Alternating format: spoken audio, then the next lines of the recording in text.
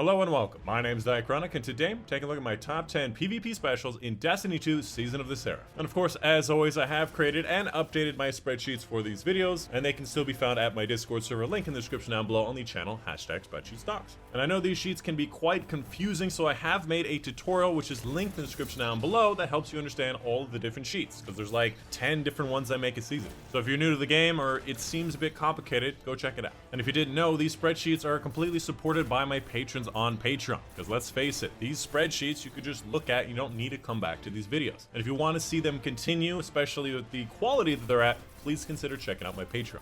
Without further ado, let's go ahead and get into it. On screen right now, this is my spreadsheet. Dark theme, color-coded perk recommendations, all the catalyst information, all the fun pictures, as well as the rankings for all the different things I considered in this video. Keeping in mind that I don't have all of the weapons on this list because that lags the list. First up at number 10, we have the Precision Frame Fusion Rifles. For pretty much the same reason that we saw in the past few seasons. They're really good at range, they're very controllable, their one-shot kill range is really nice, and of course, their charge time is somewhere in the middle. And furthermore, we have a lot of great options we've had for a while. Deliverance and Epicurean as craftable options, Snorri main ingredient as very common options we've had for a long time. And compared to some of the other options, the high impact frames seem to charge a little bit slower and are not as controllable, and the faster charge times don't reach out to nearly the one-shot range. Obviously, there is a big caveat here, is that we did have Precision Fusion Rifles nerfed this season again, on top of obviously the nerfs we've seen in the past that has seen Fusion Rifles drop a little bit in the meta. So you're definitely not going to be seeing as many Fusion Rifles, but these are still going to be a decent option and you will see them. And when it comes to our favorites, Deliverance, main ingredient, and Snorri are definitely amazing options. Following that at number 9, we have the Forerunner, which if you didn't know, we placed at number 2 last season. So there was a big shift in the meta for a very weird reason. First of all, if you don't know Forerunner, it's essentially a hand cannon level damage, and it's kind of a different sight at 200 RPM, which is obviously better than the primaries, but it is obviously a special that doesn't one-shot. That being said, is an incredibly useful option to use, as long as you can have ammo, and that's where it changed this season. Whereas before, ammo economy with this weapon was actually pretty good, especially if you paired it up with some other weapon to fast swap to. But these days, you're seeing a lot of enemies that aren't using special weapons because they're favoring towards, for example, sidearms plus DMT. So instead of using shotguns and fusion rifles, they're using sidearms, and so they don't drop special ammo, and because of that, Forerunner has become a lot worse. That being said, it is still a very effective option if you can get ammo.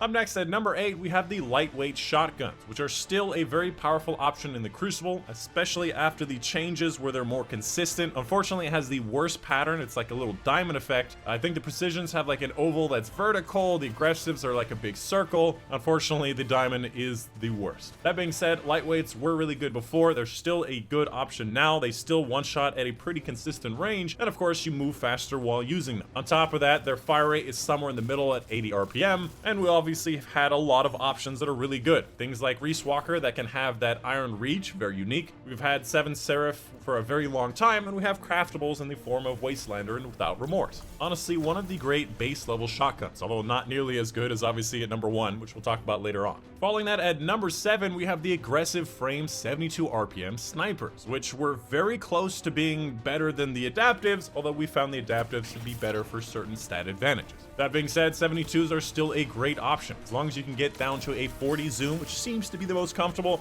72s have a tendency to have a higher level zoom over to the 50s, and furthermore, obviously they do more damage, meaning they're more consistent in headshotting supers, although I believe the 90s can one-shot headshot supers in the first place. Obviously they do more damage to the body, which makes them easier to follow up with other options, like a hand cannon, or if your teammates are slightly damaging them, it's a lot more consistent of killing them. And of course, we have a lot of great options. Frozen Orbit still dropping in Crucible. We have the Gambit 1 Albruna D. We have Macabre, which came over that one event. We also have a kinetic option in the form of Silicon Aroma, which I believe is the current Nightfall drop. And following that at number 6, obviously we have the adaptive frame snipers, which seem to be some of the best snipers outside of Revoker. We'll talk about that later. Again, the great combination of handling, of stability, of range, of zoom, and of course options. And we also have a bunch of craftable options as well. And as I said before, I believe you can still one-shot headshot most supers in the game with adaptive frames. And in general, because of the linear fusion rifle nerfs, snipers have taken taken over that role again. Otherwise, obviously there are certain ones you can spawn in, like Adored, which are still decent to use. There are craftable options in the form of Defiance of Yasmin and Beloved, and a bunch of world drops that drop all over the place. And while you're farming for that Matador, you can also get a 1,000-yard stare. Up next after that at number 5, we have the Wither Horde, and this thing was an absolute beast last season, and this season technically did get a nerf.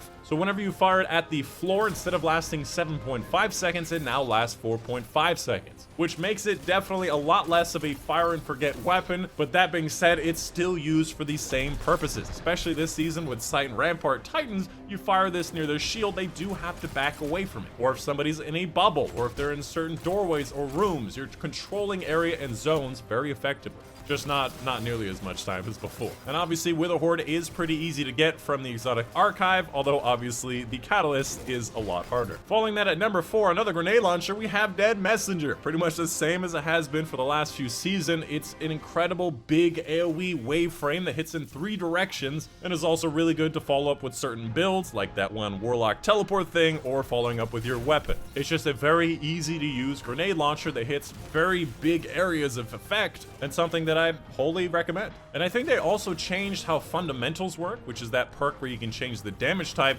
where it actually gives you bigger bonuses to your stats. So it actually has an effect in the Crucible nowadays. And following that at number 3, back over to the shotguns, we have the aggressive frames. And again, this one definitely benefited from the pellet change, where the pellet patterns are more consistent. Before, you were just hoping that the pellets went more towards the center, and sometimes you were getting crazy one-shot ranges, but obviously this made it way more consistent, which is way more important. And furthermore, we've had a lot of tried and true aggressive frame shotguns for quite some time. Things like Astral Horizon, or Felwinter's Lyre, or Sudden Death. And of course, a craftable option in the form of Regnal Deep, which is the one downside is there's only one craftable option in the kinetic slot. But obviously that doesn't really matter if you have Matador, which we'll talk about a little bit later. I would say the one downside to the aggressive frames is they're very slow fire rate, and they're very punishing if you do miss your shot. So this is not a big noob friendly option. Moving on to number 2, we have the Revoker, which is technically a sunset weapon, and I usually do not consider sunsets anymore, but the amount of benefit you get from this weapon and being able to fire into a Sight and Rampart shield, or just miss a shot and get that bullet back, especially again in a meta where not as many people are using special weapons, is incredibly useful. So outside of Trials and Iron Banner, Revoker is such an amazing pick, and it's definitely the best sniper in the game. Obviously, first of all, it has Snapshot, which is almost a requirement on any sniper. Secondly, it's a 72 RPM, better body shot damage, and it has a decent zoom. And most importantly, that reversal of fortune, being able to fire a shot and get that shot back for free if you miss, which does count shooting into Titan barricades, which is so good. Which the meta these days seems to revolve around what counters the Arc Titans, either Juggernaut rushing you with shotguns or Sight and Rampart sitting behind shields. It is an unfortunate meta that everything revolves around just countering the best of the best. And if you don't have the Revoker, it's also incredibly easy to get because it's from the exotic archive. It's very cheap to pick up, although obviously sunset, so it does not go into Trials and Iron Banner. And finally, at number 1, we have the Precision Buckshot Shotguns and Duality. And if you have been killed by a shotgun in the Crucible, it's almost always going to be one of these 3 options. First of all, obviously that pellet change was very nice. A vertical oval is very good, especially considering that obviously Guardians are more vertical, which is part of why lightweights aren't as good as they used to, because obviously they're more of a diamond, so pieces obviously bleed out to the side. Now beyond that, what makes these so amazing is again just going to be that incredible accuracy over range. The one-shot potential is very similar to the aggressive frames while also having a faster fire rate. We've also had Fractathis, Matador, and Duality for quite some time, over a year now, and a lot of people have some great roles. And a big specific shout out to Duality is that obviously aiming down sights is that slug form, but the blind fire is similar to a precision buckshot, which is that vertical oval, giving you not only options in how you want to engage, but also that incredible range that we saw from the slug shotguns. And again, exotic tier stats on top of a damage perk in the form of On Black Wings. And although On Black Wings isn't as good as the Roadborne perk on Chaperone, Chaperone has fallen quite significantly in the meta. And of course, a big shout out to my patrons on Patreon. Videos and spreadsheets like this are not possible without the support, and I do need your help. So go ahead and check it out in the description down below. Specifically, a big thank you to Mom, Dad, Cape Shaw, Rob Strayer, Waffle, Monday, Stu Barker, New Panther, Case Reckon, William Peterson, Father Spot on Patreon, and that's it. Hope you guys did enjoy. My name is Dychronic, and I'll see you guys on the next one.